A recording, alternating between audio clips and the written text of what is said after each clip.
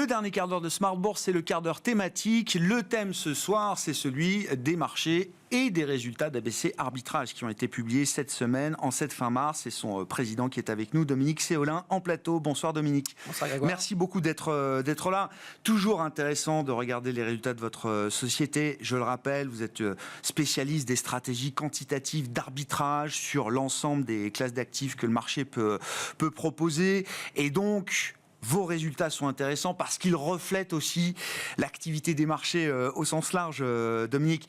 Pour se focaliser sur les résultats annuels que vous avez publiés cette semaine, là, en cette fin mars, pour l'exercice 2023, je comprends que la dynamique d'activité, la dynamique de résultats d'ABC Arbitrage s'est normalisée en 2023 pour revenir sur les niveaux de 2019, qui reste pour beaucoup l'année de référence avant Covid. C'est ça, Dominique ? Je ne parlerai pas de normalisation, je parlerai plutôt de points bas par rapport à des paramètres qui sont au point bas. Parce que si on regarde un petit peu les paramètres de marché 2023, vous savez que nous, on est sensible à 3 paramètres, mais je pense qu'on n'est pas les seuls d'ailleurs.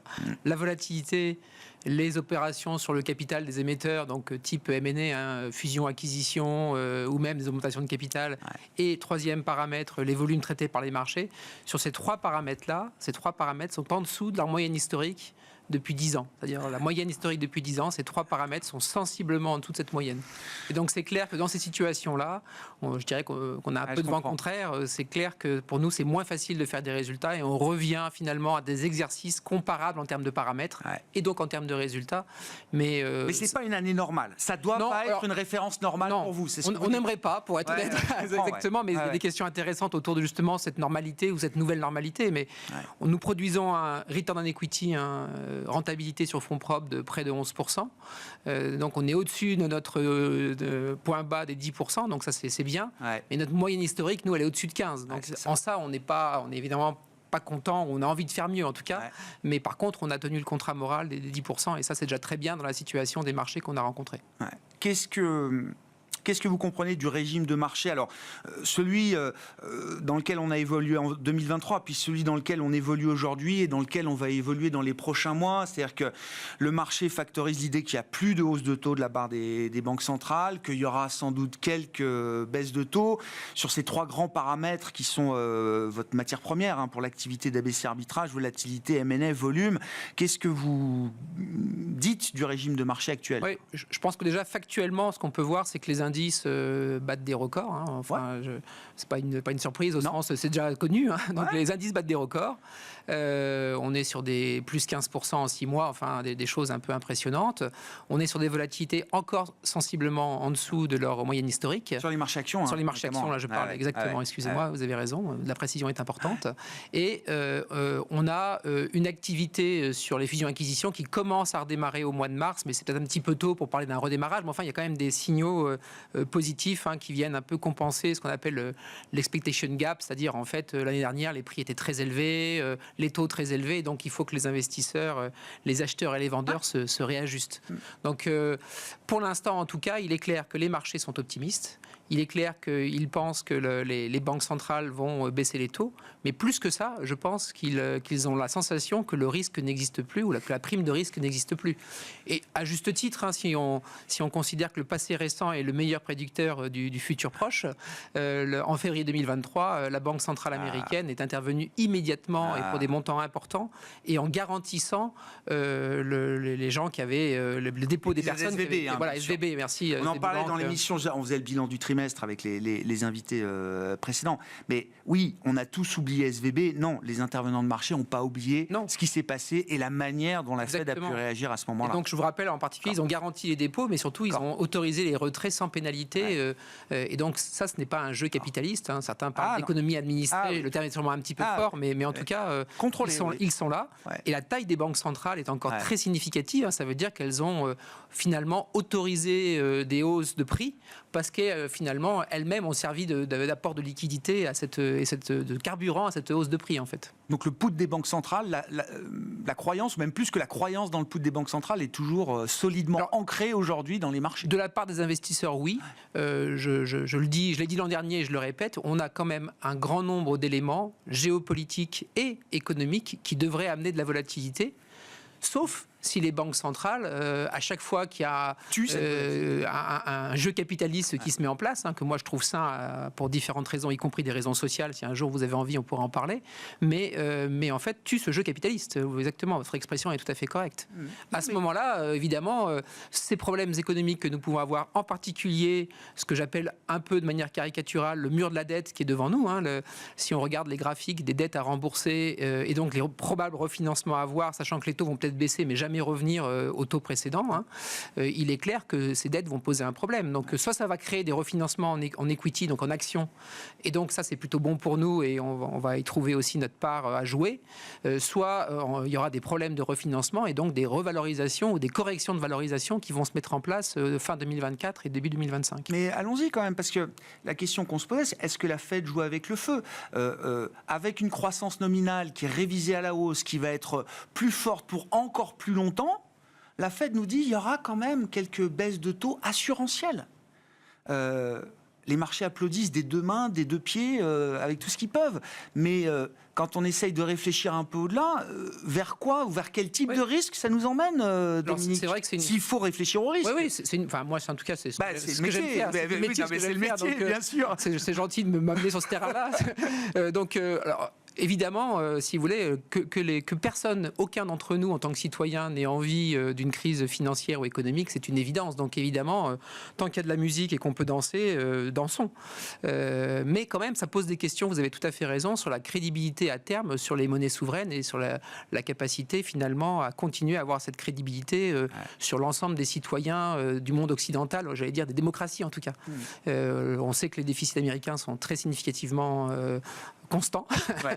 Donc on est au-dessus de 6% pour 10 ans. Exactement. Voilà. CBO américain, on voit bien qu'en Europe, certains pays ont des difficultés pour ne pas nommer la France. Et c'est logique, vu les dépenses qu'on met en place. Et donc ça pose des questions sur notre capacité à financer ça à long terme. Bon, moi je pense qu'en tout cas, c'est un acteur central. Ce sont des acteurs centraux, les banques centrales, c'est le cas de le dire. Mais clairement, il y a quand même des risques géopolitiques. On devrait retrouver un peu de volatilité. Et s'il n'y a pas de volatilité et que tout le monde est heureux, on devrait retrouver des opérations sur le capital et des fusions-acquisitions. Sur le M&A. Exactement. Oh, ça a l'air prometteur. J'ai l'impression qu'on voit passer beaucoup de papiers, de deals, etc. L'activité M&A est en train de remonter avec des grosses market cap qui sont concernées par du M&A, listés et non listés, les deux. Et puis un rebond en nombre, en tout cas, qui existe et qui est intéressant. Comment vous regardez les développements du moment de ce que j'appelle l'ingénierie financière? C'est aussi bien l'avènement des zero-day options, donc ça a été à Wall Street et ça arrive désormais sur les marchés d'Euronext, les ETF Bitcoin également, qui ont été des marqueurs, j'allais dire, des derniers mois. Comment vous regardez cette ingénierie financière, toujours infinie, bien sûr, Ben voilà, c'est ça qui est intéressant. Donc, pour la petite anecdote, je la raconte régulièrement. Donc, il y a 25 ans, on m'avait dit que notre métier était fini parce que les produits ceci, les produits cela. Donc, la compétition augmente, mais le nombre de produits à traiter aussi. Et ça, c'est très excitant d'un point de vue intellectuel, j'allais dire, ou un point de vue business. Et on se dit qu'il y a des choses sympas à faire. Maintenant, on peut se poser quand même des questions d'un point de vue économique ou d'un point de vue citoyen. Là encore, si je me remets un peu, je me décale de mon intérêt premier et puis je regarde un peu ça en tant que citoyen. C'est vrai que ce sont des produits qui posent question. Ce sont des produits dont la plupart sont ultra spéculatifs. Le zero-day option, là, qui a un énorme succès à Wall Street. Donc, c'est des options qui ont expiration sur dans la journée. Donc, ça s'appelle le zero DTE, c'est zero day to expiration. Zero day to expiration, avec mon accent. Et donc, en fait, l'option existe le matin et elle finit le soir. Et donc, effectivement, ça peut être très intéressant pour couvrir des news dans la journée. La publication d'une stat, par exemple. Par exemple, ça peut être intéressant. Il se trouve que 40% quand même de ces options-là sont traitées par des particuliers et qu'on ressent. On peut imaginer qu'ils n'ont pas besoin de se couvrir sur la publication. On peut imaginer que pour certains d'entre eux, en tout cas, il y a un aspect un peu casino, un peu jeu qui peut se mettre en place. Et ce qui est très intéressant, c'est qu'il y a eu des études par des banques américaines qui ont démontré qu'en cas de forte volatilité, ces options pourraient, à plus de 1000 milliards d'encours, pourrait générer un excès de volatilité supplémentaire, enfin en tout cas un surplus de volatilité significatif sur le S&P si on devait avoir retrouvé des situations type 2020 ou type 2016, enfin des choses comme ça. Non mais typiquement, ça veut dire que c'est des développements qui sont importants, structurants peut-être pour l'activité, enfin structurants j'en sais rien, mais qui sont des facteurs nouveaux, importants à prendre en compte. Nous ne sommes pas là-dessus directement pour l'instant, peut-être qu'un jour, mais en tout cas c'est intéressant. Si ça accroît structurellement suivant la volatilité effectivement du marché, c'est aussi un paramètre pour... C'est prévu, c'est prévu. L'étude dit pas à des niveaux de volatilité comme aujourd'hui, mais sur des niveaux de volatilité supérieurs à 20, par exemple, ça pourrait générer des choses. Mais encore une fois, cette dimension de casino me paraît très intéressante, une dimension de casino qu'on retrouve aussi sur les plateformes crypto, avec des produits à gros effets de levier, sur des paris que vous pouvez prendre sur un range du Bitcoin pendant 2 jours. Le Bitcoin va rester entre tel point bas et tel point haut pendant 2 jours. Tac, vous touchez 1000 fois votre mise ou 100 fois votre mise. Donc cet aspect un peu du développement du pari en général, que ce soit les chevaux, le tennis, le tiercé, je ne sais pas trop quoi, et d'autres paris, finalement on a l'impression qu'il y a une porosité, il y a une contagion sur les produits financiers qui aujourd'hui sont développés pour faire du business, si on ne se cache pas la vérité. Assez trivialement, c'est une des caractéristiques de la nouvelle génération, d'une génération Z, ce côté, on aime l'émotion, l'excitation, le côté pari. Alors, on ne va pas tout leur mettre sur le dos, mais c'est vrai qu'on peut dire que la génération actuelle d'investisseurs, peut-être, il y a quel que soit leur âge, alors peut-être pas les très anciens qui sont plus dans les fondamentaux, aiment bien ce côté un peu pari, ce côté réactivité, en tout cas, dire bon, voilà, si c'est pour gagner 3 € en 3 mois, ça ne m'intéresse pas, donc je vais vraiment vouloir jouer. C'est une porte d'entrée. J'ai l'impression que pour une nouvelle génération, c'est peut-être la porte d'entrée. Il faut accepter que ce soit la porte d'entrée vers les marchés financiers. Oui, complètement. Et j'ai l'idée que derrière, on peut aussi transformer son attitude d'investisseur et la faire évoluer. Je pense pas. Moi, pas de jugement par rapport à ça. J'ai pas de jugement moral. Je constate factuellement quelque chose qui se passe et j'ai pas de jugement moral du tout par rapport à ces investisseurs. Est-ce que vous êtes toujours satisfait d'être le patron d'une société cotée en bourse, Dominique? Ça fait quoi, 20 ans qu'ABC Arbitrage est coté? Ça fait un peu plus de 20 ans. Un peu plus de 20 ans. Tout à fait. Je vois que le 1er mars, vous avez communiqué parce que vous avez reçu beaucoup de questions de vos actionnaires sur la baisse du cours de bourse qui était tombé, je crois, au plus bas depuis de nombreuses années. En tout cas, pas agréable. C'est sûr. Donc, non, mais bon, qu'est-ce que vous leur avez répondu? Et encore une fois, ma question, j'y reviens. Est-ce que vous êtes toujours satisfait d'être une société cotée aujourd'hui sur des marchés d'entreprises de petite et moyenne capitalisation boursière? C'est une bonne question. Alors, je pense que d'abord, on peut répondre pour ABC Arbitrage, puis on peut élargir le scope avec ce que vous avez été président de Middle Next, l'association du secteur qui représente les petites et moyennes valeurs cotées sur la place de Paris. Donc, c'est un sujet qu'on travaille et qu'on essaye de bien connaître, en tout cas, même si c'est toujours complexe. Sur ABC Arbitrage, ce n'est pas un moment agréable et franchement, je suis désolé pour nos actionnaires qu'ils aient vécu une situation comme celle-ci.